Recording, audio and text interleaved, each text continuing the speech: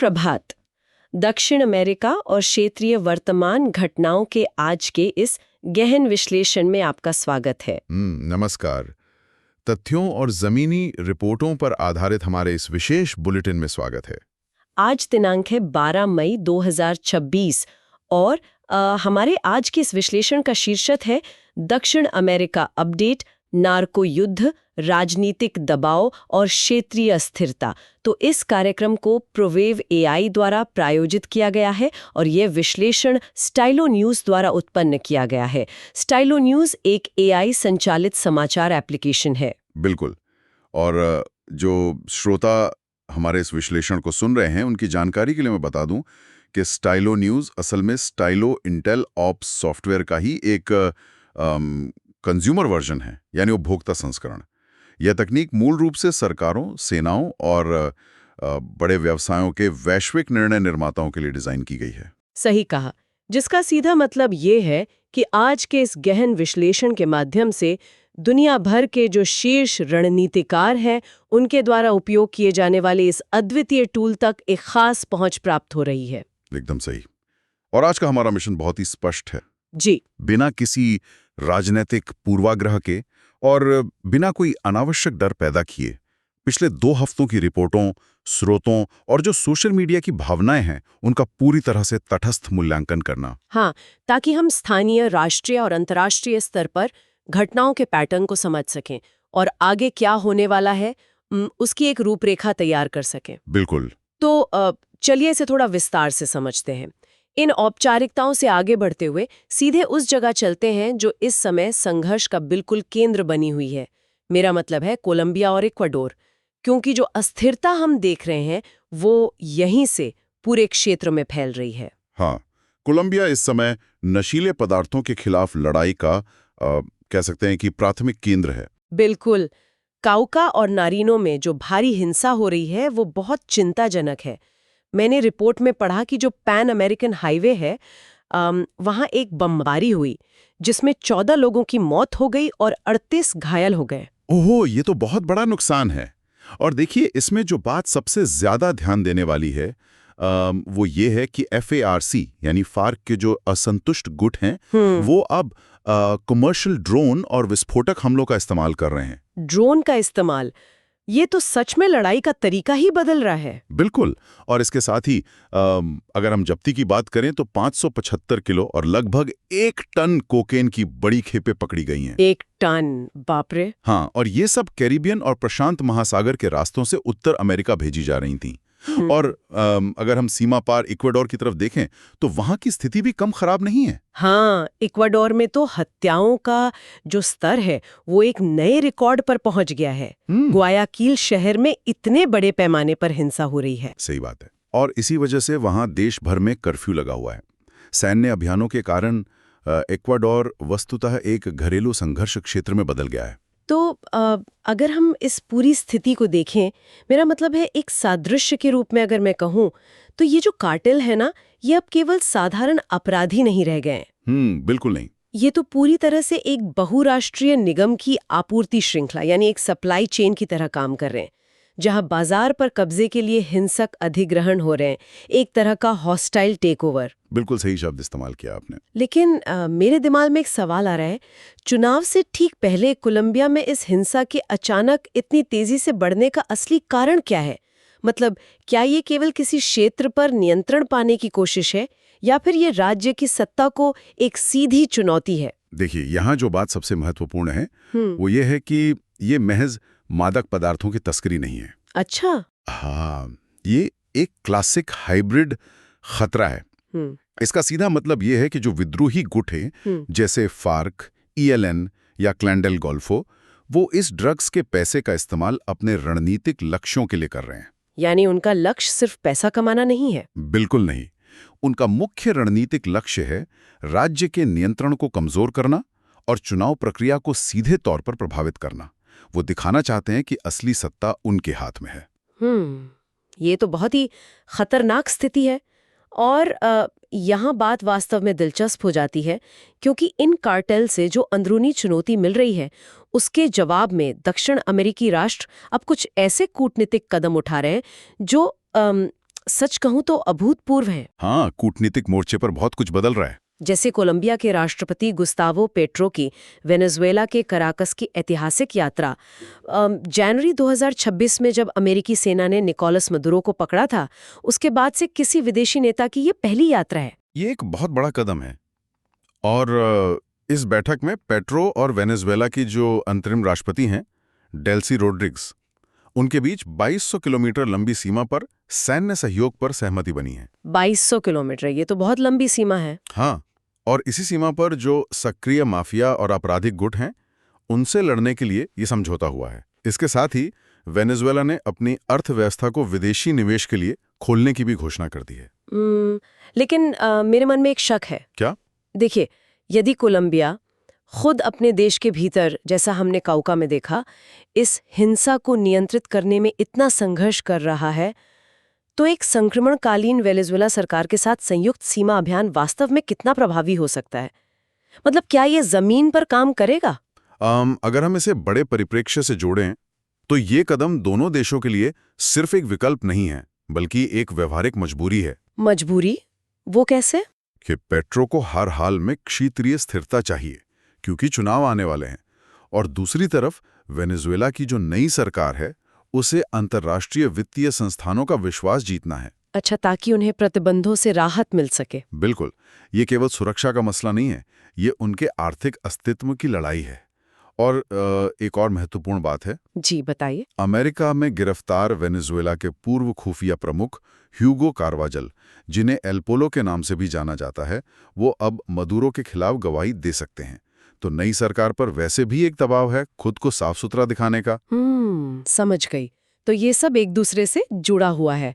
लेकिन ये जो अस्थिरता है, ये केवल कोलंबिया और वेनेजुएला की सीमाओं तक सीमित नहीं है, है ना? एकदम सही है, इसका असर फैल रहा है। ये तो पेरू और बोलिविया जैसे देशों को भी अपनी चपेट में ले रही है, जिसे हम रिपल इफेक्ट कहते हैं। हाँ बिल्कुल। पेरू में हाल ही में एक बहुत बड़ा ऑपरेशन हुआ है। वहाँ वेनेजुएला के एक आपराधिक नेटवर्क, जिसका नाम ट्रेन डी अरागुआ है, उसके 25 सदस्यों को गिरफ्तार किया गया है। 25 सदस्य? और ये लोग किस तरह के अपराध में शामिल थे? ये मुख्य रूप से मानव तस्करी में शामिल थे। और सिर्फ पेरू ही नहीं, अगर आप बोलिविया की तरफ देखें तो वहाँ के चापारे क्षेत्र में एक गुप्त हवाई पट्टी पकड़ी गई है। गुप्त हवाई पट्टी? हाँ, और वहाँ से 500 किलो कोकेन और एक विमान भी जब्त हुआ है। इसका मतलब है कि वो क्षेत्र अब एक प्रमुख लॉजिस्टिक्स हब बन गया है। ये तो बहुत ही चौंकाने वाला है। और पेरू की स्थिति तो वैसे भी बहुत नाजुक है। मैंने रिपोर्ट में पढ़ा कि पेरू इस समय गंभीर स्वास्थ्य संकट से जूझ रहा है। हाँ, स्वास्थ्य व्यवस्था वहाँ चरमरा गई है। वहाँ कीमोथेरेपी जैसे कैंसर के इलाज में देरी हो रही है, जिससे मौतें तक हो रही हैं। और ऊपर से पुलिस की कार्रवाई को लेकर वहाँ की कांग्रेस जांच कर रही है। तो मैं ये सोच रही थी कि कैसे ये जो राजनीतिक अस्थिरता और स्वास्थ्य संकट जैसी कमजोरियां हैं, यही आपराधिक नेटवर्क को जड़ें जमाने का मौका देती हैं।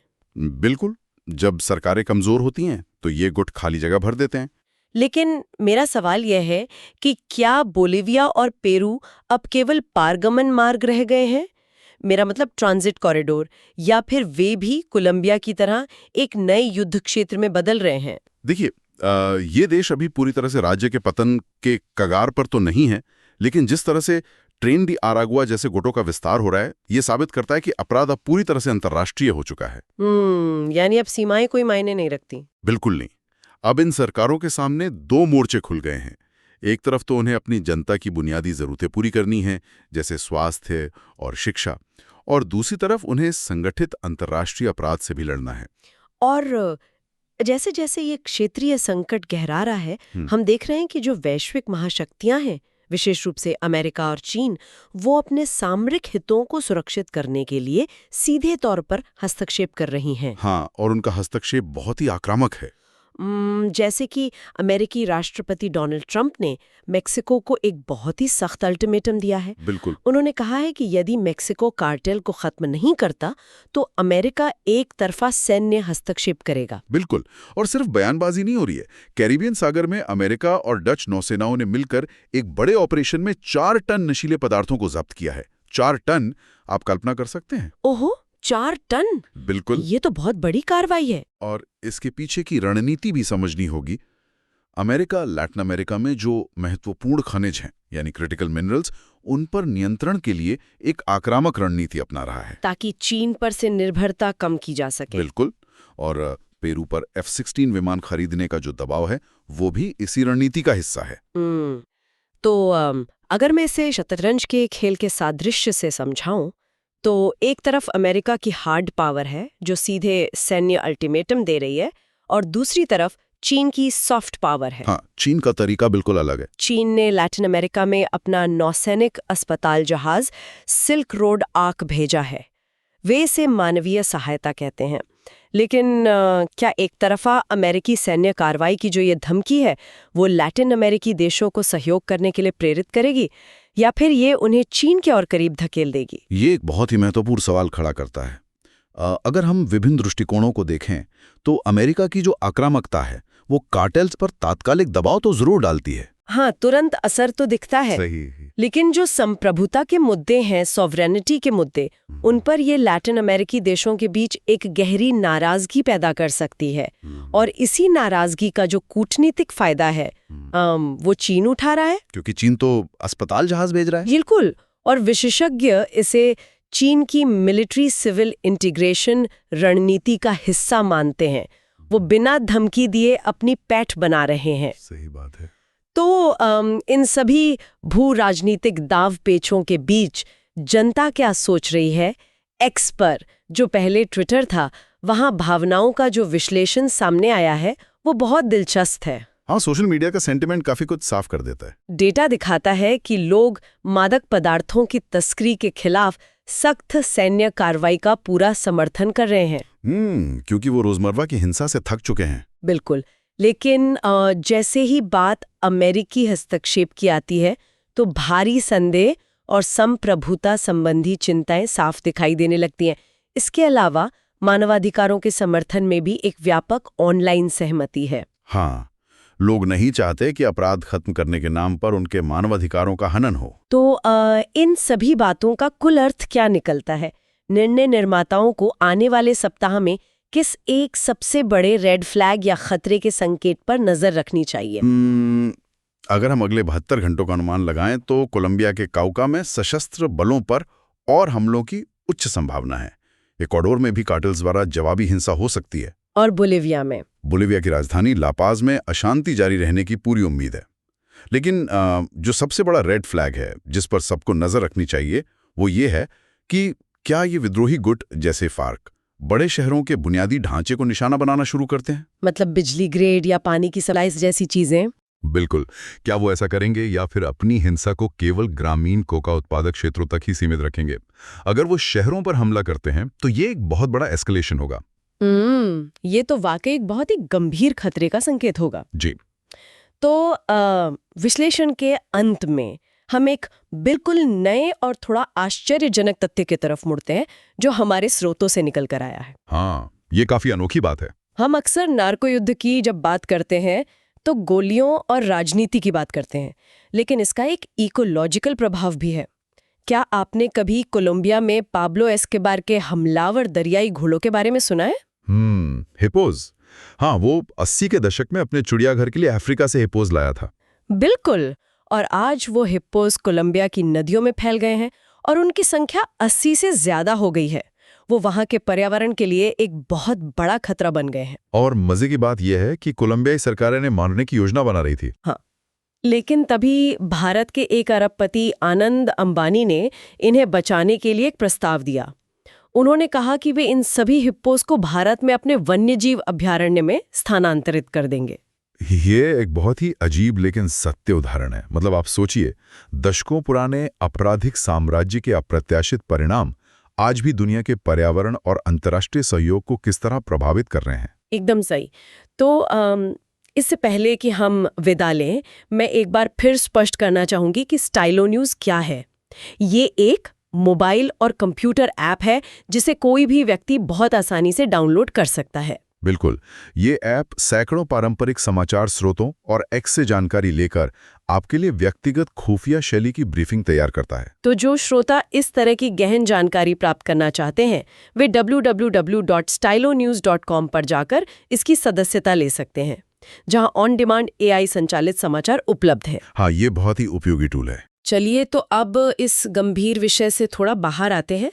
अपना कीमती समय देने और इस गहन विश्लेषण को सुनने के लिए सभी का बहुत बहुत धन्यवाद। जी हाँ, बहुत बहुत धन्यवाद। हम उम्मीद करते हैं कि भविष्य के विश्लेषणों के लिए श्रोता अपने पसंदीदा विषयों का अनुरोध हमसे करते रहेंगे। हमें उन पर चर्चा करने में खुशी होगी। बिल्कुल, नए विषयों पर बात करना हमेशा अच्छा लगता है।